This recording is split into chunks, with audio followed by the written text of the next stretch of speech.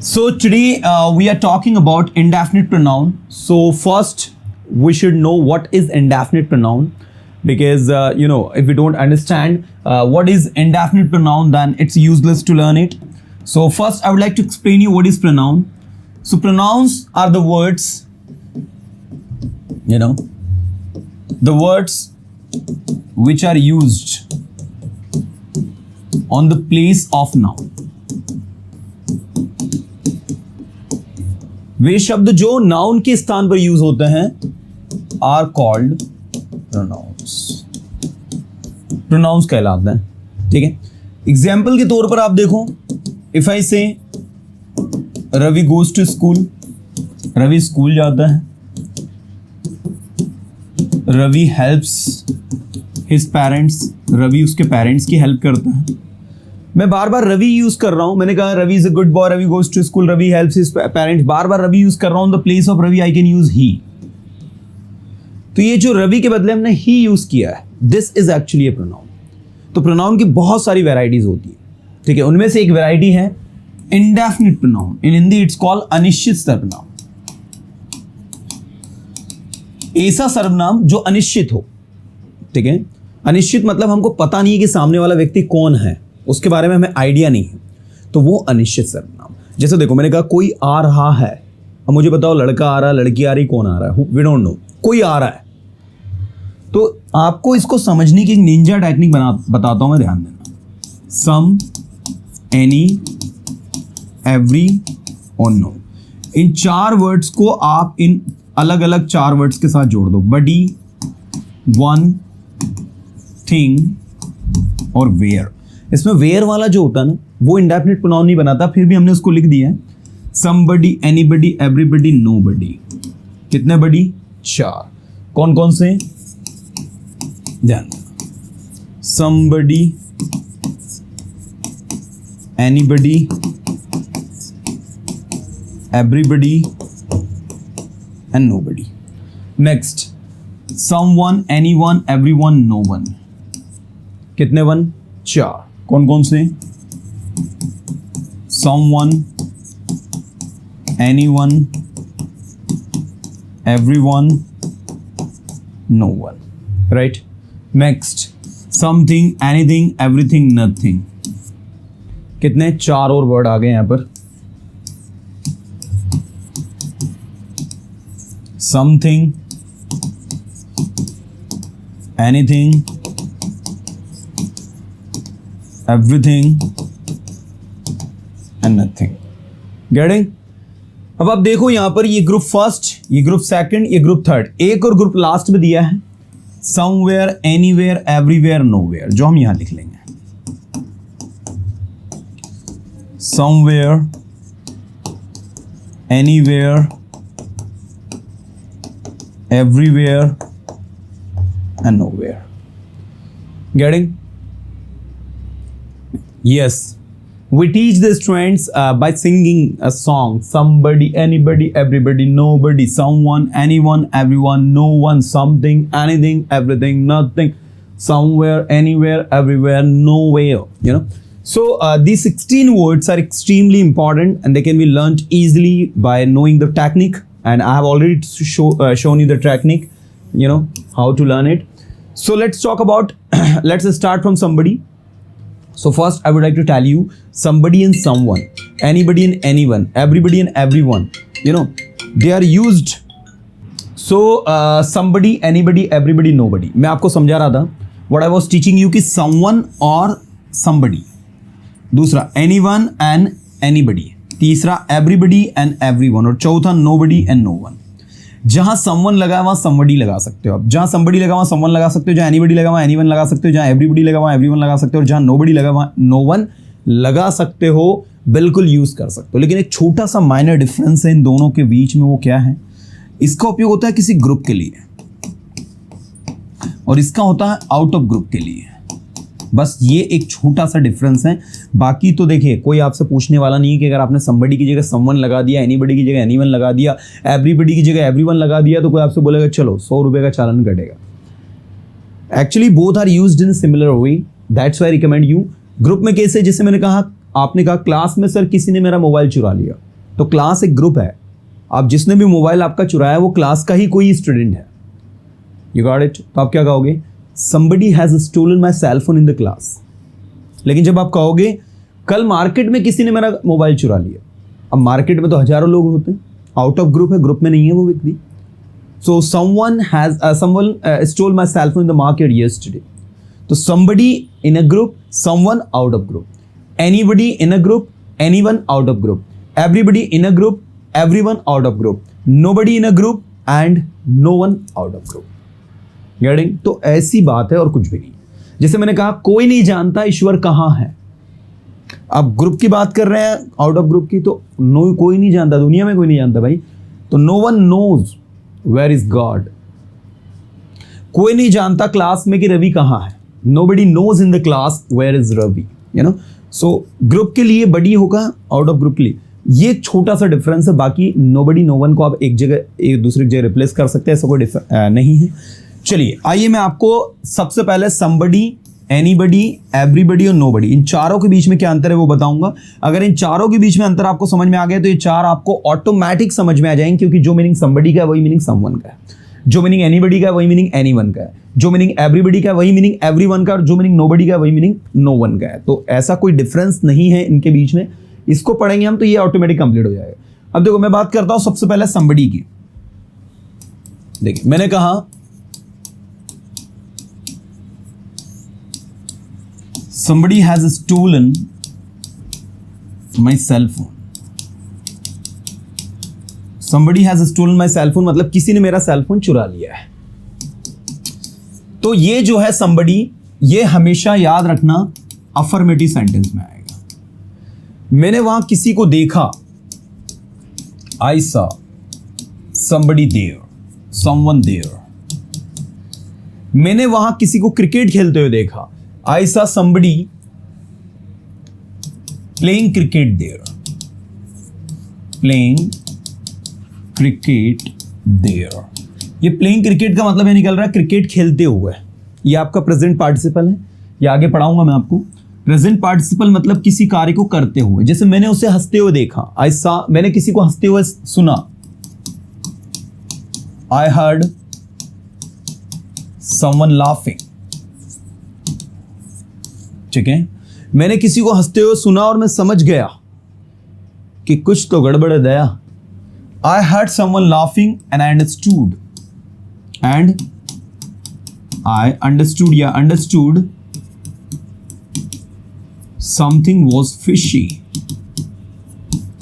कुछ तो गड़बड़ है।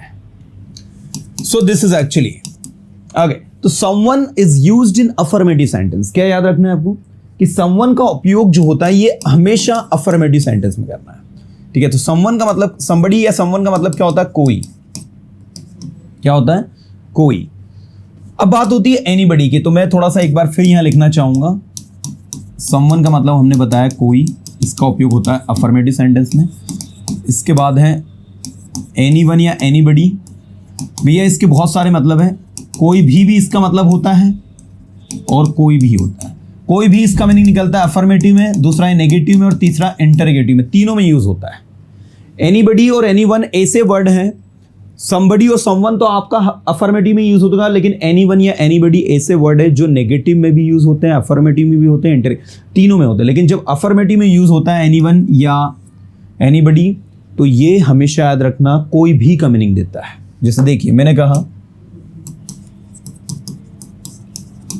कोई भी यहां आ सकता है। एनीवन एनीबडी जो लिखना चाहो लिख दो। आपको एनीबडी अच्छा लग रहा है, एनीबडी लिख दो। Anybody can come here. आपने एक मूवी देखी होगी, कोई भी डांस कर सकता है, ABCD, कोई भी डांस कर सकता है। Anybody can dance, ABCD, ABCD है ना। एनीबडी कैन डांस, कोई भी डांस कर सकता है। ठीक है, ऐसे मैंने कहा कोई भी इंग्लिश सीख सकता है यदि वो चाहे तो। Anybody can learn English if he wants. ठीक है, anybody can learn English if he wants. ठीक है, तो पहला क्या है आपका somebody या someone, दूसरा क्या है anybody या anyone, तीसरा क्या है, उससे पहले कोई नेगेटिव में भी यूज होता है। देखो कैसे, मैंने वहां किसी को नहीं देखा, आई डिड नॉट सी, आप somebody नहीं लिखोगे, आप यहां लिखोगे नेगेटिव है तो एनीबडी देयर। मैंने वहां किसी को नहीं देखा, I did not see anybody there, किसी ने भी उसकी मदद नहीं की, anybody did not help him, और उसने किसी की भी मदद नहीं की, he did not help anybody। क्या बोलोगे, he did not help anybody, ठीक है, उसने किसी की भी मदद नहीं की तो he did not help anybody। तो ये हो गया आपका someone, ये हो गया आपका anyone। ऐसे ही नेक्स्ट है आपका everyone। everyone का मतलब होता है सभी, या everybody का मतलब होता है सभी। मैंने कहा सभी इंग्लिश सीख रहे हैं, everybody is learning English, everybody. अब याद रखना थोड़ा सा, एवरीबडी, एवरीवन, जितने भी इंडेफिनिट प्रोनाउन यहां पर मैंने लिखे हैं सारे के सारे, somebody, anybody, everybody, nobody, someone, anyone, everyone, no one, something, anything, everything, nothing, somewhere, anywhere, everywhere, nowhere, इन सब के साथ में जो वर्ब लगेगी वो सिंगुलर लगेगी। कौन सी वर्ब लगेगी, सिंगुलर वर्ब। मतलब जब मैं कहूंगा कि सभी इंग्लिश सीख रहे हैं तो एवरीबडी इज होगा, आर नहीं होगा, everybody is learning English. Okay, everybody has to speak, come on, सभी को बोलना है, सभी को बोलना है, everybody has to speak, everybody have to speak नहीं होगा, एवरीबडी हैज टू स्पीक। सभी को बोलना है जो मैं पूछ रहा हूं, everybody has to speak what I am asking, everybody has to speak what I am asking. सभी को इंग्लिश सीखना है, everybody has to learn English. सभी इंग्लिश सीखना चाहते हैं, everybody wants to learn English. Want नहीं आएगा, वांट्स आएगा, वर्ब में एस और यस लगेगा, सिंगुलर वर्ब में एस और यस लगता है। सभी इंग्लिश सीखना चाहते हैं, everyone wants to learn English, everybody wants to learn English, ठीक है, सभी वहां जाना चाहते हैं। I saw somebody was playing cricket there, no Alina, it's wrong, ठीक है। जब आप इसको यूज कर रहे हो तो आपको वॉज वर नहीं लगाना है, यही तो है आपका जिरंड की स्पेशलिटी, आगे पढ़ाएंगे आपको ये। So everybody has to speak, सभी को बोलना है, एवरीबडी इज लर्निंग इंग्लिश, सभी इंग्लिश सीख रहे हैं, है ना। चलिए, तो दिस इज एक्चुअली आप देख सकते हैं ये एवरीवन हो गया। लास्ट में हमारा एक वर्ड बचा है, that is nobody and no one. अब इसका मतलब होता है कोई भी नहीं। अब जैसे एक स्टेटमेंट आपने लिखा, anybody did not help him, कोई भी उसकी मदद नहीं कर रहा, तो यहां एनीबडी लिखा है और नॉट लिखा है। आप चाहे तो जहां नॉट और एनीबडी लिखा है उसका मतलब हो जाता है नोबडी। अब इसको ऐसा भी लिख सकते हैं, नोबडी हेल्प्ड हिम, किसी ने भी उसकी मदद नहीं की, कोई भी वहां नहीं गया, नोबडी वेंट देयर, कोई भी यहां नहीं आया, नोबडी केम हियर, कोई भी उसकी मदद नहीं कर सकता, nobody can help him, no one can help him. मैंने वहां किसी को नहीं देखा, I did not see anybody there. देखो, मैंने वहां किसी को नहीं देखा, I did not see, I didn't see anybody there. अब आप ये भी कर सकते हो, I saw, it did not और एनीबडी मिलके हो जाएगा नोबडी, आई सा नोबडी देयर, आई सा नोबडी देयर। उसने किसी की भी हेल्प नहीं करी, she helped nobody, she helped no one. कोई भी उसकी हेल्प करने को आगे नहीं आया, नो वन और नोबडी केम फॉरवर्ड। आगे आने को इंग्लिश में कहेंगे कम फॉरवर्ड, तो कम फॉरवर्ड की second form came forward. No one came forward to help him, कोई भी स्पीच देने के लिए आगे नहीं आया, मुझे स्पीच देनी पड़ी। No one came forward to speech, I had to deliver speech then, फिर मुझे स्पीच डिलीवर करनी पड़ी। Okay, so no one came forward, कोई भी आगे नहीं आया, नो वन गाइडेड हिम, किसी ने भी उसे गाइड नहीं किया, किसी ने उसकी मदद जरूर करी। somebody surely help him, ठीक है। somebody definitely helped him, किसी ने जरूर उसे गाइड किया। somebody definitely guided him, I'm sure somebody definitely guided him, मुझे पूरा यकीन है somebody definitely guided him, किसी ने निश्चित ही उसकी मदद करी। तो किसी ने अफर्मेटिव सेंटेंस है, somebody आएगा। किसी ने भी उसकी मदद नहीं करी, no one or nobody guided him, nobody helped him, you know। मैं वहां किसी को जानता हूं जो आपकी मदद कर सकता है। I know someone there, जो आपकी मदद कर सकता है, that can help you,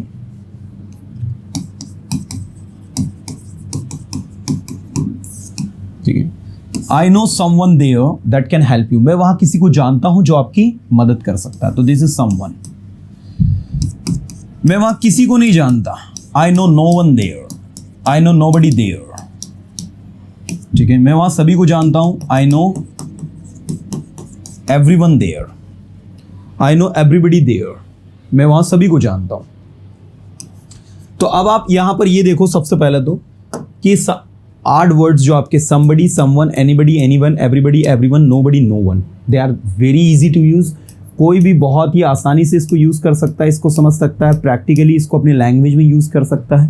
and I don't think you guys are going to face any problem over here. WH word अगर आ रहा है तो डिपेंड करेगा, क्या आप वहां किसी को जानते हो? Do you know someone there, do you know someone there. अगर WH है, कोई का मीनिंग आ रहा है तो समवन भी लग सकता है, एनीवन भी लग सकता है, डिपेंड करेगा। अगर आप वहां किसी को जानते हो तो do you know someone there, ठीक है ना। तो ऐसी बात है। एक्चुअल में ये जो somebody और someone है, ये आपका नेगेटिव सेंटेंस में नहीं लगता है, बाकी आपका अफर्मेटिव में और इंटरोगेटिव में लग जाता है, ठीक है। चलिए अगला मैं आपको बता रहा हूं, समथिंग, एनीथिंग, एवरीथिंग, नथिंग। भैया इनके लास्ट में आप देख सकते हैं थिंग लगा हुआ है, मतलब ये जो होता है ये थिंग्स के लिए यूज होता है, वस्तुओं के लिए यूज होता है। जैसे मेरे पास कुछ है, कुछ को इंग्लिश में कहेंगे समथिंग। मेरे पास कुछ है, आई हैव समथिंग। मेरे पास कुछ नहीं है, सब कुछ है, तो I have nothing.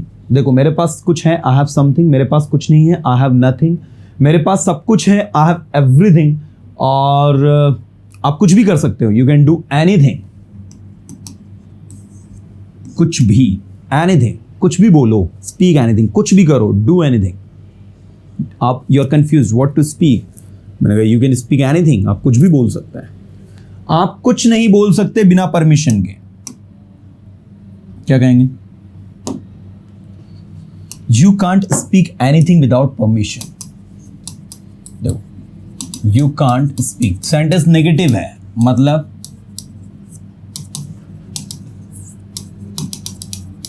Anything without permission.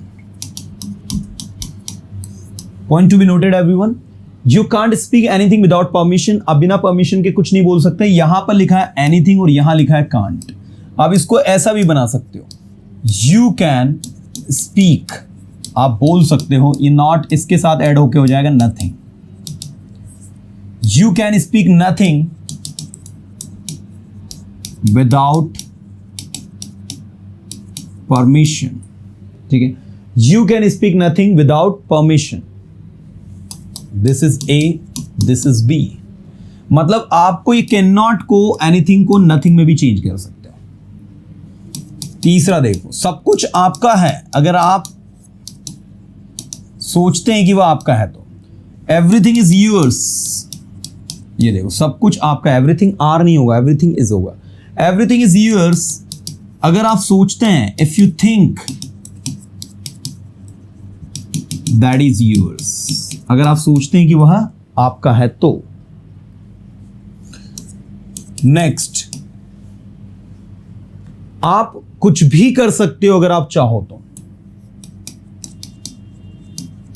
कुछ भी का इंग्लिश होगा anything. You can do anything अगर आप चाहो तो, if you want. You can do anything if you want. Next, आप कुछ भी खरीद सकते हो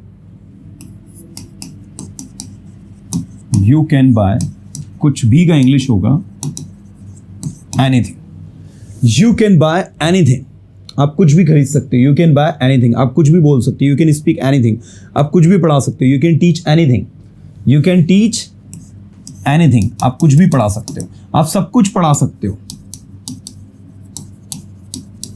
यू कैन टीच एवरीथिंग,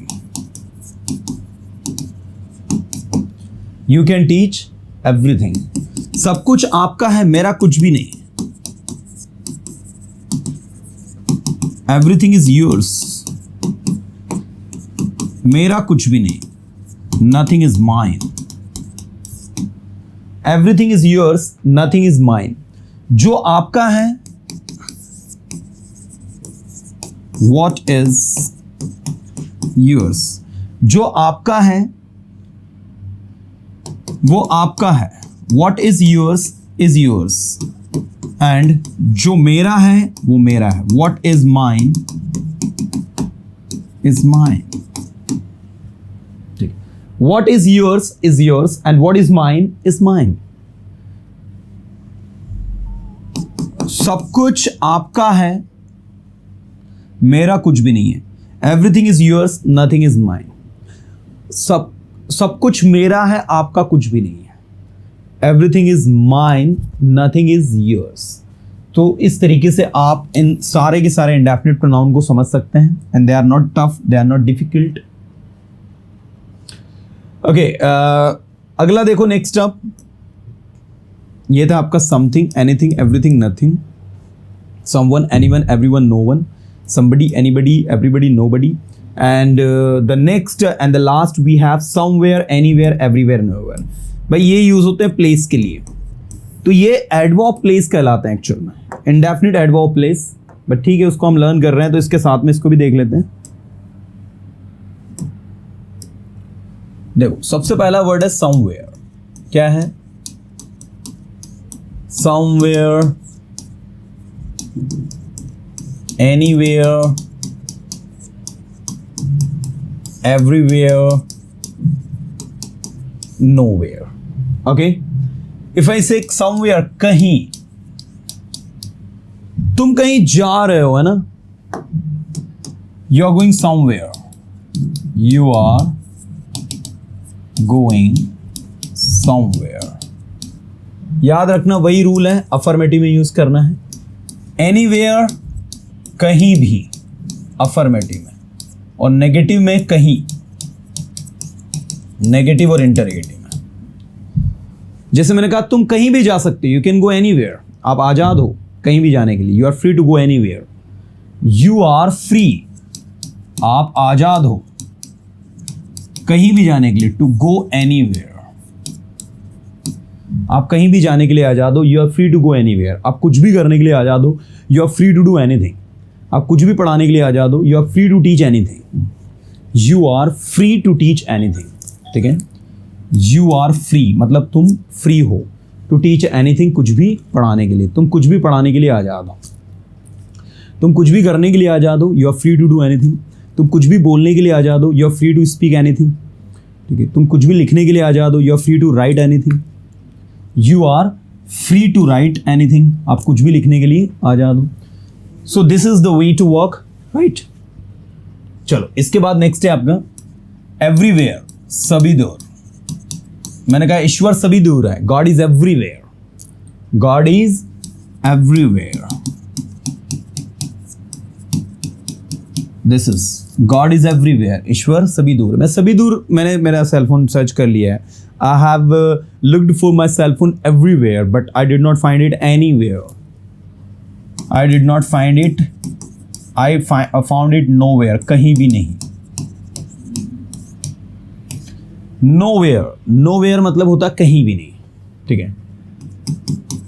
मुझे मेरा सेल फोन कहीं नहीं मिला। I did not find my cell phone।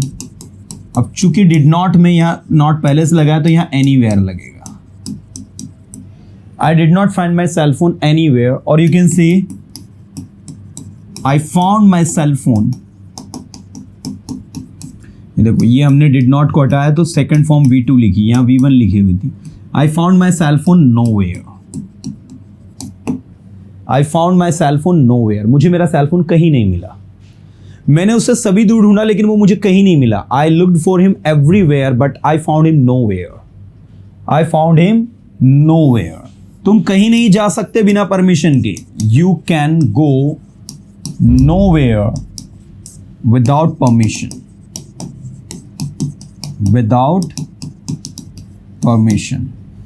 You can go nowhere without permission, या फिर आप ऐसा भी लिख सकते हो, you can't go anywhere without permission। ठीक है, you can't go anywhere without permission। अगर आप यहां नॉट लगा दोगे तो ये anywhere हो जाएगा, ठीक है ना। so this is the way to work। आप देख सकते हैं how these things are working। तो somewhere मतलब कहीं, anywhere मतलब कहीं भी, everywhere मतलब सभी दूर, nowhere मतलब होता कहीं भी नहीं, ठीक है। So you can see that how these sentences are actually working, you know, and this is the way to work. So everyone, these are the indefinite pronoun that we have done today. Now we are going to have a test. I will be asking you some sentences based on relative pronoun and you guys have to translate it. मैंने कहा मेरे पास सब कुछ है लेकिन मैं आपको कुछ नहीं दे सकता। I have everything but I can't give you anything। सभी आपकी मदद करेंगे यदि आप उनकी मदद करोगे तो। Everybody will help you if you help them. कोई नहीं जानता वो कहां रहता है। Nobody knows where he lives. सभी को पता है रोहन कहां रहता है। Everybody knows where Rohan lives. सभी जानते हैं रोहन क्या करता है। सभी जानते हैं, एवरीबडी नोज या एवरीवन नोज रोहन क्या करता है। What Rohan does. ओके, कोई नहीं जानता ईश्वर कहां है। Nobody knows, no one knows, no one भी लिख सकते हो। No one knows where God is. Where is God भी लिख सकते हो, वेयर गॉड इज, है ना, ईश्वर कहां है। नेक्स्ट, तुम कुछ भी कर सकते हो, तुम्हारे पास अधिकार है। You can do anything. तुम्हारे पास अधिकार है मतलब you have rights. You have rights, ठीक है। नाउ तुम बिना परमिशन के कुछ नहीं कर सकते। You can't do anything without permission. You can't do anything without permission. आप सब कुछ कर सकते हो जो आप चाहो। You can do everything what ever you want. What you want या whatever you want। Okay, सब कुछ आपका है। Everything is yours। सब कुछ आसान है। Everything is easy। Everything is easy। आप सब कुछ बोल सकते हो। You can speak everything। You can speak everything। आप सब कुछ पढ़ा सकते हो। You can teach everything।